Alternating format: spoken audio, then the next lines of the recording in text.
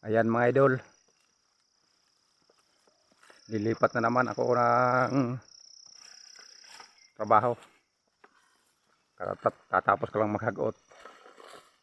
Kabibinta ko lang ng bandala nung nakaraang linggo. Kaya ngayon,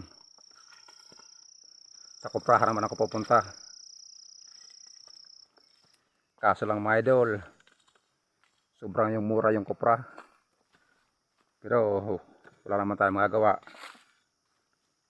Kailangan Kikita nyo yung nadaanan ko mga idol. Kabundukan. Dito namin dinaan yung bandala. 50 kilos. Bawat isa mga idol. Ito nga mga idol. Yung mga gamit ko pinangkuha ko na doon sa kubo. Doon sa pinakatuktong na bundok. Doon sa aking likuran. Doon ako dumaan. Galing ako doon. Mga gamit ko. Iniwan ko lang dito. Ito mga idol. May dala ako ditong airgun. At saka pana. Mga idol. Pana. Pana yan. Kasi kung medyo nauubusan kami ng ulam, pupunta kami ng sapa, namamana kami ng mga kuwan, pukot. Ito namang ergang ko mga idol, kasi marami kasing dito mga malaking sawa.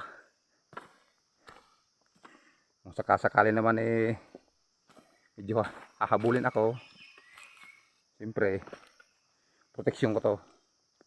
Airgun lang to mga idol yan airgun. Yung dihangin lang to, hindi yung PCP mga idol, kasi napakamahal nun, hindi natin kayang presyonon. Ito medyo mura-mura, kaya ito lang dala natin. Protection lang naman to mga idol. Kung halimbawa may ahas, kung medyo magipit tayo, babarilin natin. Kasi alam naman ang mahalaga, yung buhay natin o yung buhay ng ahas. Siyempre kabundukan to kabundukan yan.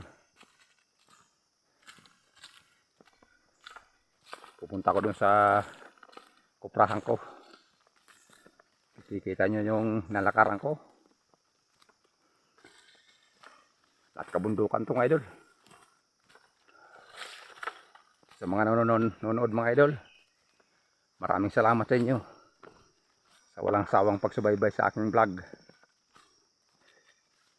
Andito naman ay yung idol sa kabundukan. Ilipat na naman ang destino. Doon na naman tayo sa kuprahan. Maraming salamat panonood ninyo mga idol.